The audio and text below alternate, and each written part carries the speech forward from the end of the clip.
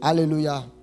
Asseyez-vous. Ce soir, nous aurons 2 messages. Je vais prêcher et je vais enseigner. Et l'homme de Dieu aussi va enseigner. Ce soir, je voudrais parler de... Les chiens n'ont pas droit à la prospérité.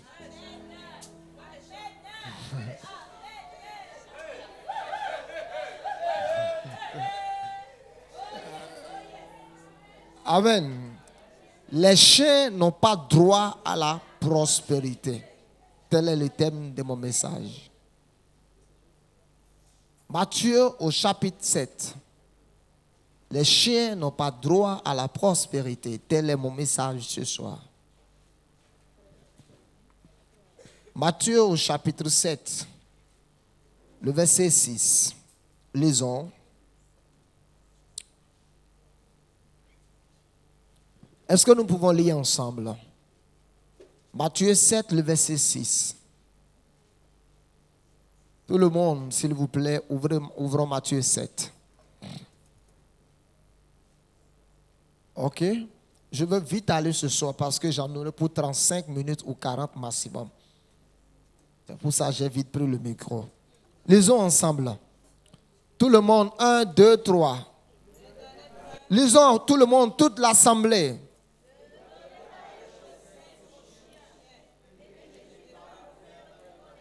Ne donnez pas les choses saintes aux chiens et ne jetez pas vos pelles devant les pourceaux de peur qu'ils ne les foulent aux pieds, ne se retournent et ne vous déchirent. Que le Seigneur bénisse sa parole.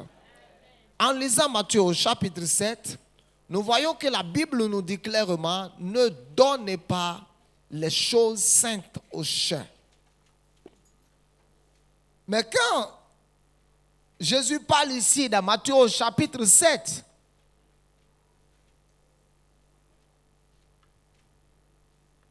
Jésus ne parlait pas aux chiens dans le sens chien domestique ou chien de brousse. Jésus avait des hommes devant lui. Amen. Les religieux, il y a certaines catégories de personnes qui étaient devant Jésus. Et Jésus prend la parole et parle. Et ses disciples étaient autour de lui. Et Jésus parlait à ses disciples. Et il dit à ses disciples, ne donnez pas les choses saintes aux chiens.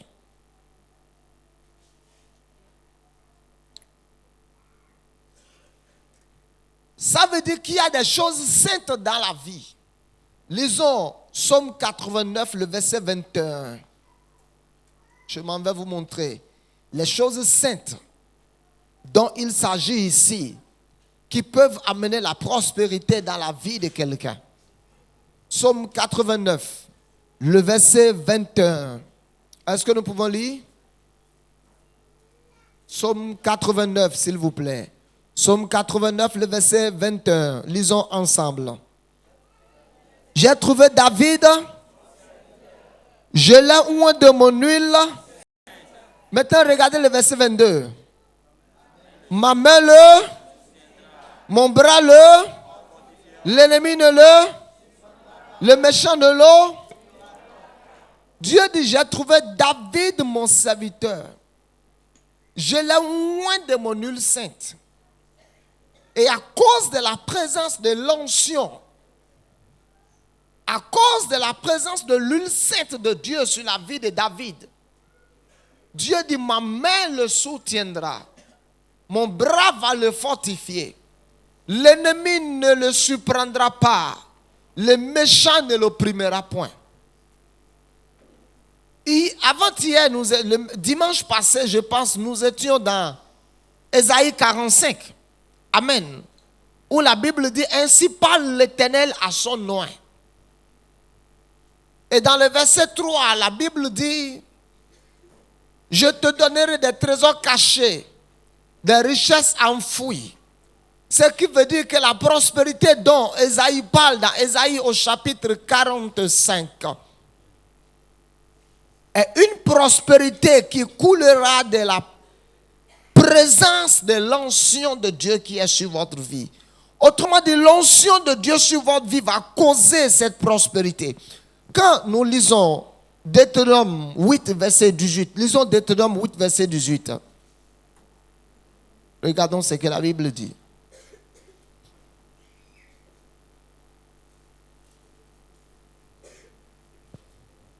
Deutéronome 8, verset 18. Lisons ensemble. Tout le monde. Souviens-toi de l'Éternel ton Dieu, car c'est lui qui te donnera de la... Écoutez-moi bien. C'est lui qui te donnera de la force pour acquérir quoi? Ça veut dire que nous avons besoin d'une force maximum. Nous avons besoin d'une certaine force spirituelle dans la vie pour acquérir la richesse. Quand vous lisez les autres versions, il dit, souviens-toi de l'Éternel, car c'est lui qui te donnera l'onction pour acquérir la richesse. Alléluia. Il dit, souviens-toi de l'Éternel ton Dieu, car c'est lui qui te donnera de la force pour acquérir la richesse. Lisons Actes au chapitre 13, verset 34. Actes 13, 34.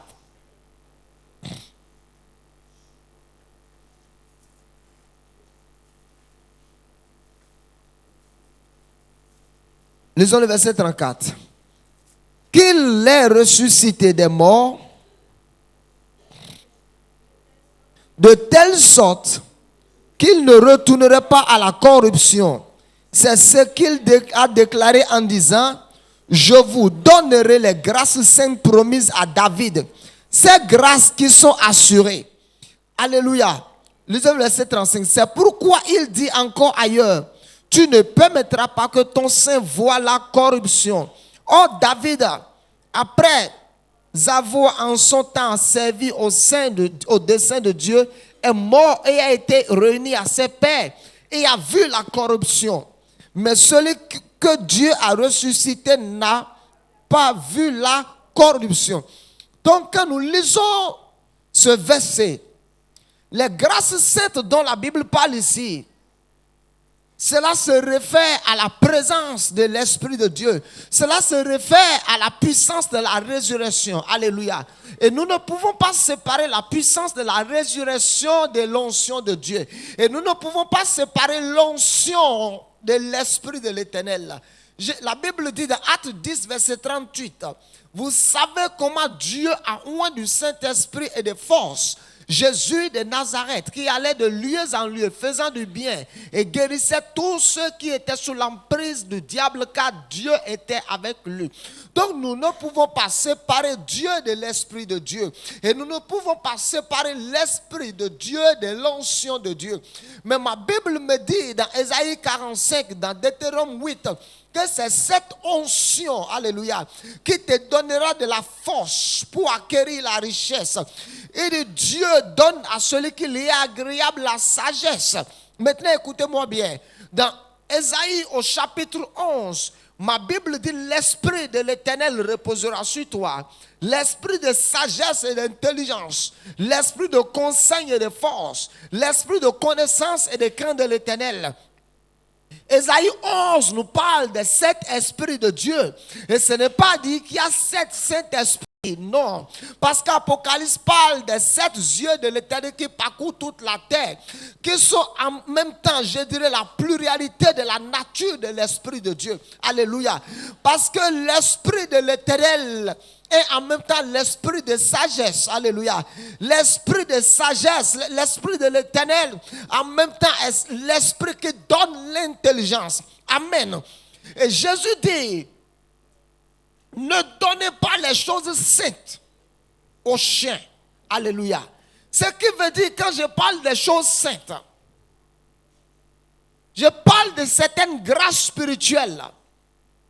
Je parle de certaines ressources spirituelles capables de causer quelque chose dans la vie d'un individu.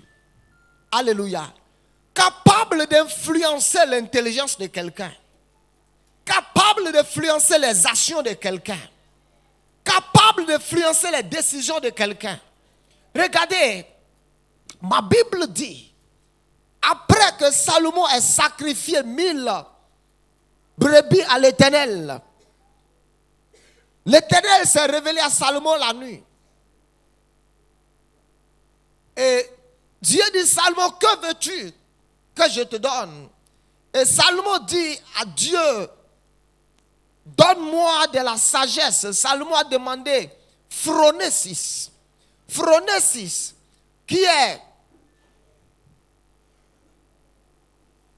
la sagesse de Dieu. L'attitude mentale fils qui prédétermine la réponse de quelqu'un avant une situation. Alléluia.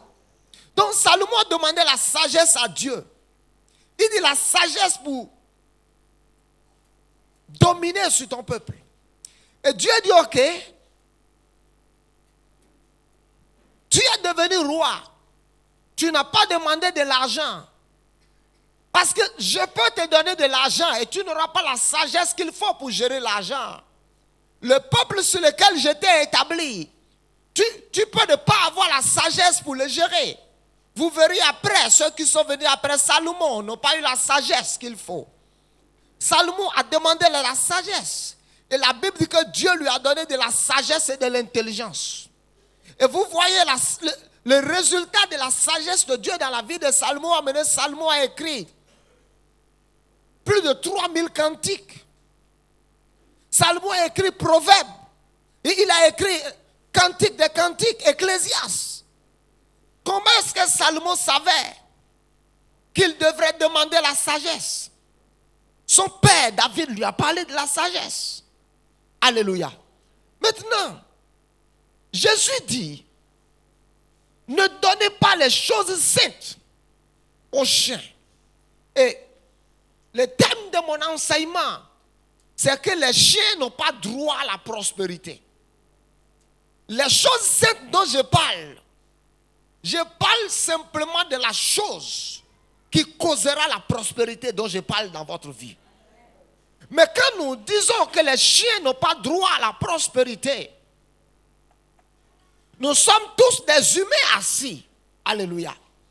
Je ne vois pas un chien assis dans la salle ici. Mais Dieu me dit. Alléluia.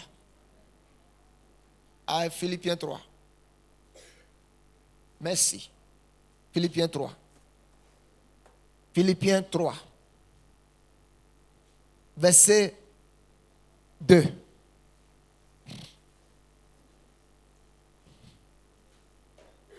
Lisons.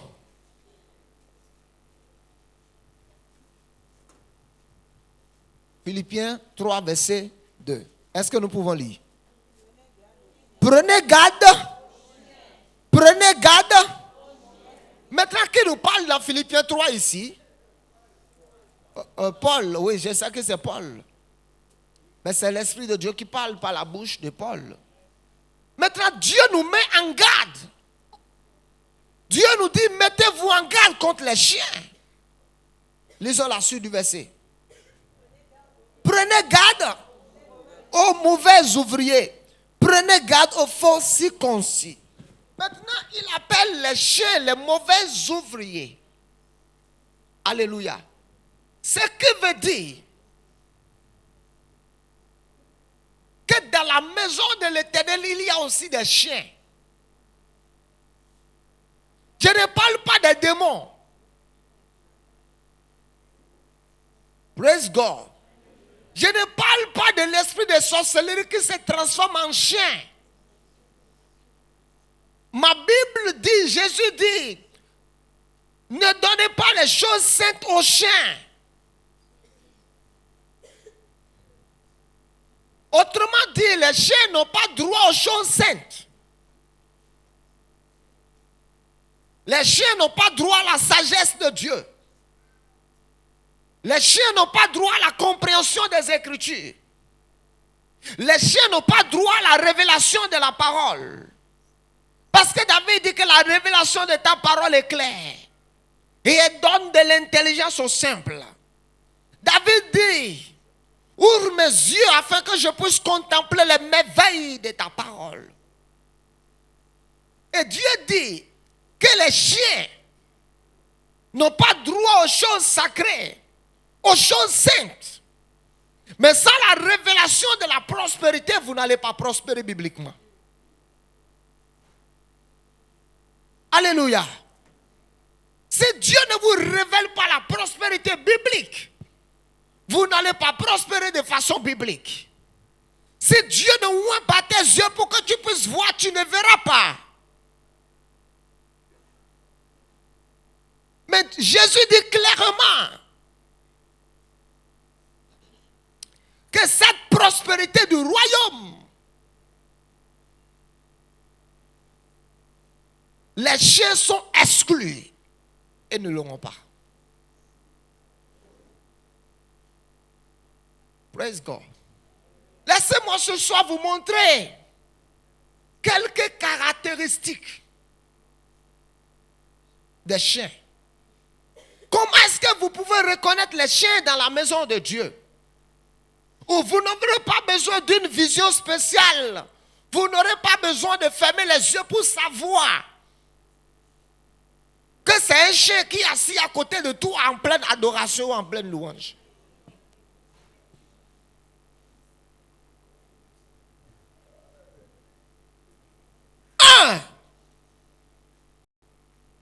Je peux dire peut-être ce soir 10 moyens pour reconnaître les chiens. Mais je ne parle pas de 10 ce soir. La Bible appelle les chiens les mauvais ouvriers. Philippiens 3, verset 2.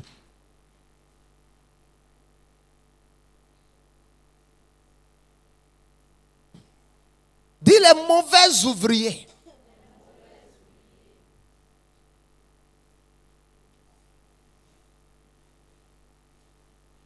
Comment est-ce qu'il faut reconnaître les mauvais ouvriers dans la maison de l'Éternel? Parce qu'il les appelle les mauvais ouvriers, les faux circoncis.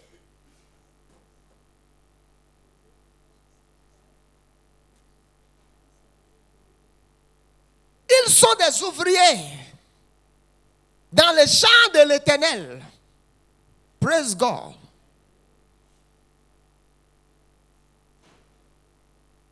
Ils sont des ouvriers dans la vie de l'Éternel.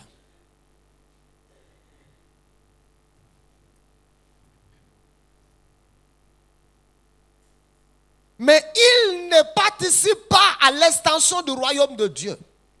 Ils participent plutôt à la destruction du royaume. Ils ne travaillent pas pour que l'église de Dieu puisse s'accroître. Ils travaillent pour détruire l'église de Dieu. Jésus dit que c'est des chiens et qu'ils n'ont pas droit à la prospérité.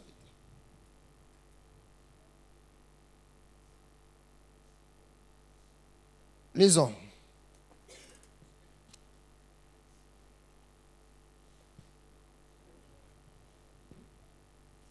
Deux Pierre.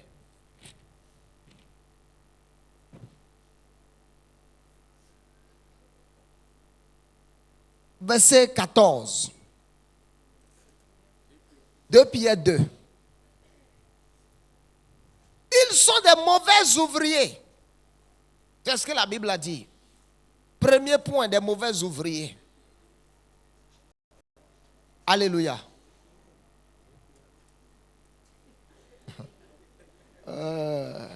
Merci.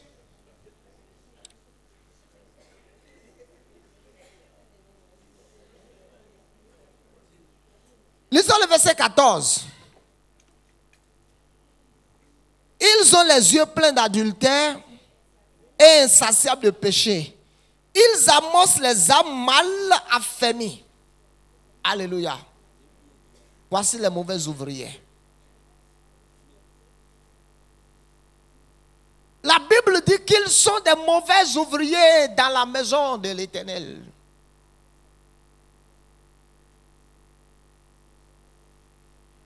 Tout ce qu'ils font,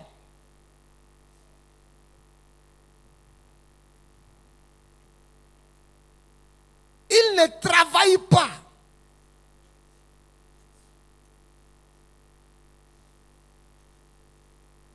pour la stabilité du royaume. Ils travaillent pour déstabiliser l'œuvre de Dieu. Amen. Jésus dit qu'ils sont des chiens et qu'ils n'ont pas droit aux choses sacrées. 1. 2. Amen. Dis 2. Les chiens. Lisons Somme 120.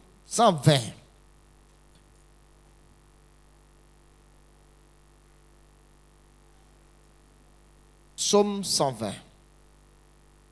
Verset 2. Éternel, délivre mon âme de la lèvre mensongère, de la langue. Ok, lisons. Somme 140, verset 4.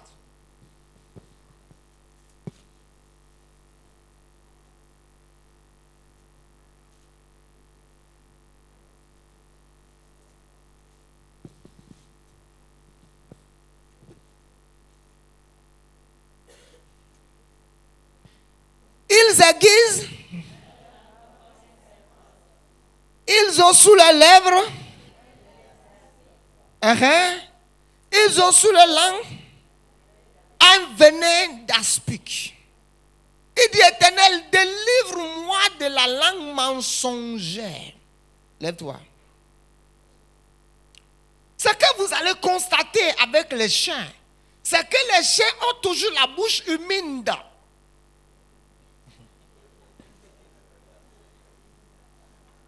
Je veux de l'eau. Les chiens ont toujours la bouche humide. Amen. Et la salive coule constamment de leur langue. Praise God.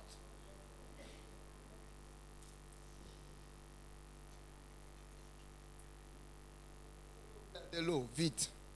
Une bouteille d'eau. Donne-moi une bouteille d'eau. Reste debout.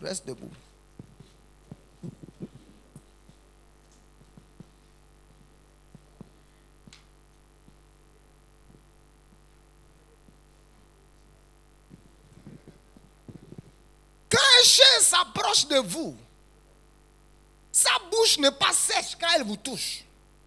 Sa bouche est humide, glacée. Il y a de la salive qui coule de ses lèvres. Et avec sa langue, le chien va commencer à vous lécher le corps. Praise God. Et quand le chien commence à lécher votre corps, cela vous donne une sensation. Et vous voulez le laisser continuer. Est-ce que quelqu'un ici a déjà eu une plaie une fois? Et il a laissé le chien lécher la plaie. La Bible dit que Job avait des plaies. Et il ne pouvait pas gratter son corps parce que cela devrait lui faire mal. Et les chiens venaient lécher son corps. Alléluia. Pourquoi les chiens venaient lécher les plaies de Job tous les jours? Parce que cela lui procurait une sensation dans son corps. Si quelqu'un a des chiens à la maison, rentre à la maison, appelle ton chien, fais semblant de lui donner ton pied pour qu'il lèche ton pied. Tu comprendras ce que j'ai dit. Alléluia. Mais les chiens avec la langue humide, en train de lécher votre corps.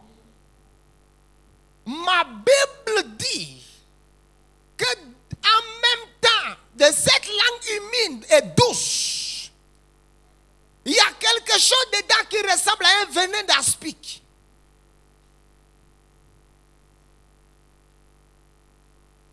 Praise God.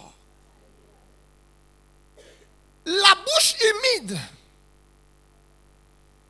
la langue douce, avec laquelle le chien est en train de vous lécher le corps. À l'intérieur de cette bouche, il y a des dents féroces. Et si même vous êtes son propriétaire, praise God, si même vous lui achetez 2 boîtes de conserve par jour, amen, même si vous allez acheter sa nourriture et revendre, Alléluia. Le jour où le venin, les démons de la rage viendra sur ton chien, tu méconnaîtras que tu as acheté de la nourriture pour lui et revendre pendant des années.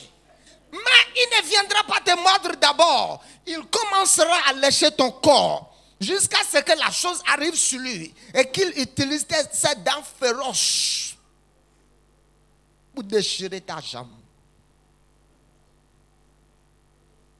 Les chiens qui sont dans la maison de l'Éternel, ces chiens ont des paroles douces. Praise God. Gentil de lèvres.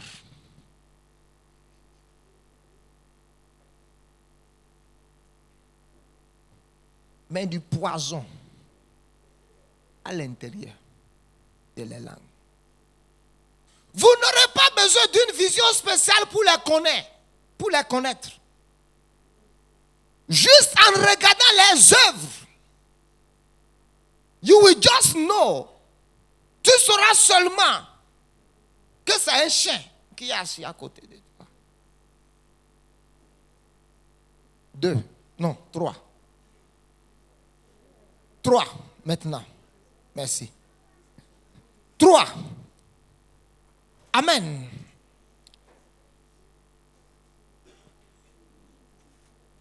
Quand vous êtes dans une maison et vous avez un chien, et vous avez 8 chiennes, amen, et que vous enfermez le chien dans la cage, quand vous ouvrez la cage à votre chien, quand il sortira de la cage, la première chose qu'il fera, quand il va commencer à courir dans votre maison, il va commencer à sentir l'odeur des chiennes. Amen. Quand vous... maybe you don't understand what I'm saying. À sentir l'odeur des chiennes et soulever sa jambe. Si dans la maison de l'Éternel, vous voyez un frère, que sa vision, c'est de coucher avec une soeur ici. À la fin du culte, il salue une soeur ici, donne-moi ta main. Elle lui gramme la paume de la main. Vous n'avez pas besoin d'une prophétie spéciale pour savoir que ce frère, c'est un chien dans l'église. C'est pour ça, à tout moment qu'il trouve l'opportunité, il va humer toutes les chiens. Alléluia.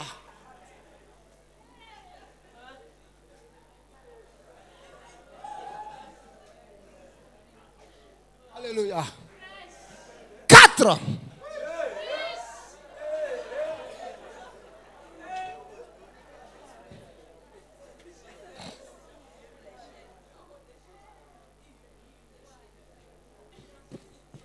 Regardez, lisons Somme 22.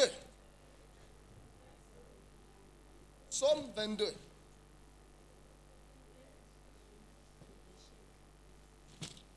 Regardez ce que David dit. Verset 21.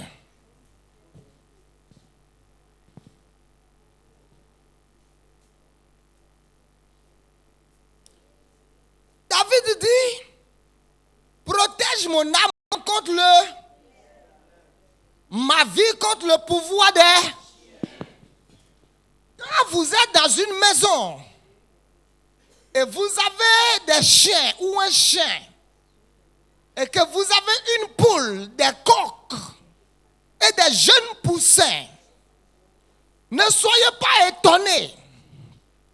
Un matin, quand vous vous réveillez, praise God,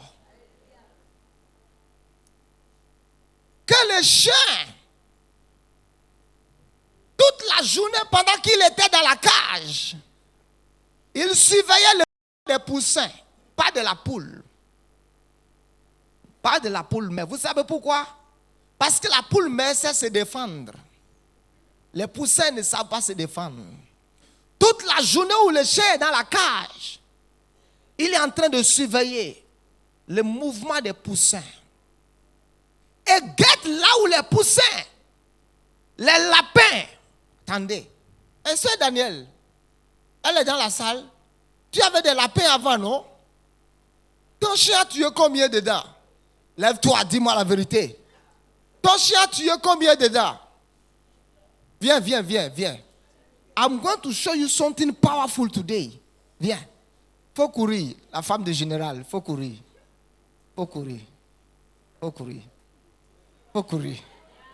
Tu as vu, quand il t'a vu là, waouh.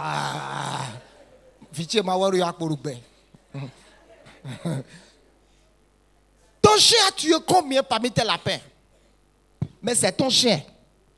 Tu lui achètes de la nourriture à Erevan. Attends, tu lui achètes de la viande fraîche. Ou bien.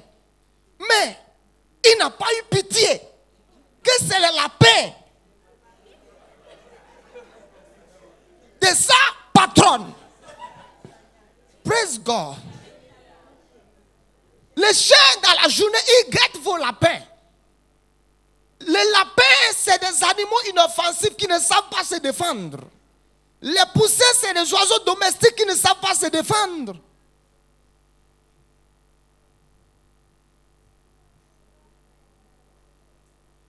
Ils guettent.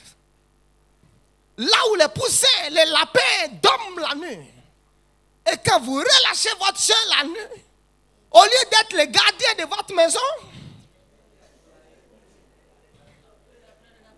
il devient le gardien de votre poulailler. Et votre chien la nuit, vous le voyez avec sa tête. Il cherche la porte du poulailler. Et quand il met sa tête dedans, il fait sortir un poussin, il écrase. Et le matin, vous verrez vos poussins tués, mangés à moitié partout dans la maison. Et vous direz que c'est un serpent, c'est une vipère qui est rentrée dans votre maison. Ce n'est pas une vipère. Les chiens. Ma Bible dit ces chiens qui sont dans la maison de Dieu.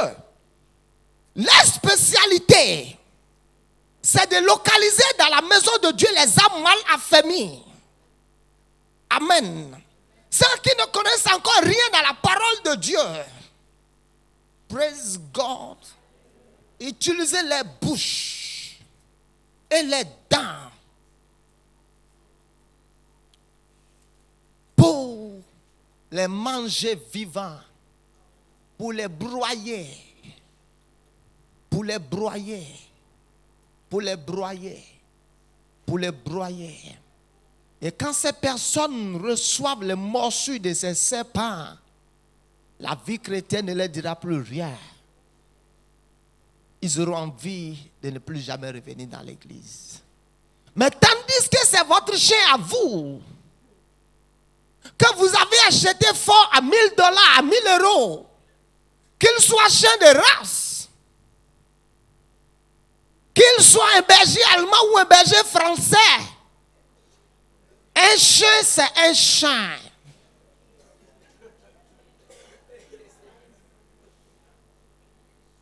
Praise God. 5. Lisons 2 Pierre 2, verset 4. Comment reconnaître les chiens dans la maison de l'Éternel? Lisons 2 Pierre 2, verset 10. Deuxième épître de Pierre 2, verset 10.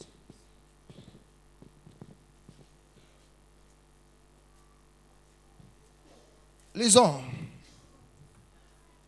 Surtout, ceux qui courent après la chair dans un d'impureté et qui méprisent,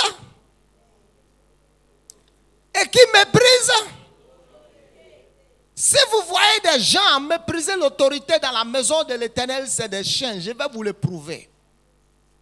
Quand vous rentrez à la maison, que vous soyez le propriétaire de la maison ou pas, le chien, votre chien à vous n'aura pas peur d'aboyer. Ha ha ha! Praise God.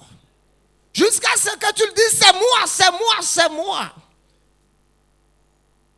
Praise God. Ce qui veut dire que le chien n'a pas peur de se dresser contre son patron. Un jour, on avait une chienne qu'on appelait Black. C'était une chienne de race, je ne sais pas.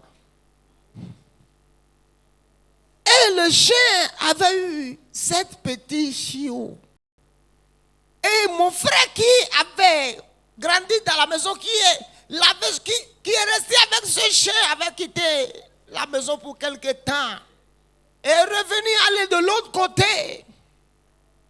Et Black a vu mon frère Emmanuel et l'a poursuivi. Et Emmanuel qui la lavait, qui lui a donné à manger pendant des années, a détalé. Et pendant qu'il a détalé, il ne savait plus où aller. Il était bloqué dans un coin, il disait, Black, pardon, c'est moi, c'est moi.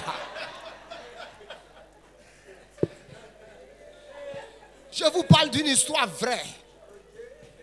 Il disait, Black, pardon, c'est moi, c'est moi, c'est moi.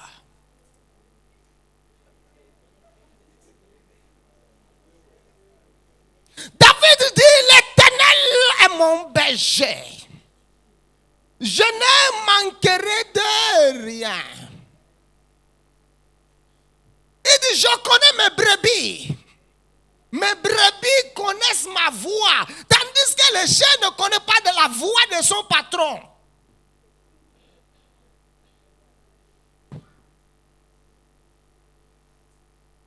Es-tu une brebis? Ou bien tu es un chien? Il dit, les choses saintes sont réservées aux brebis. Il dit, l'Éternel, mon berger, je ne manquerai de rien. Il me fait reposer dans de verts pâturages.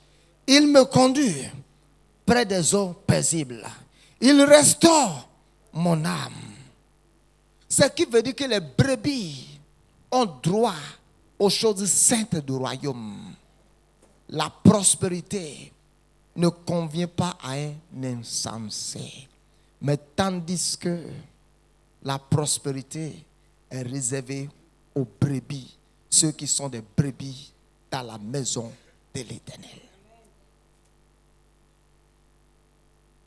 6 pour clôturer.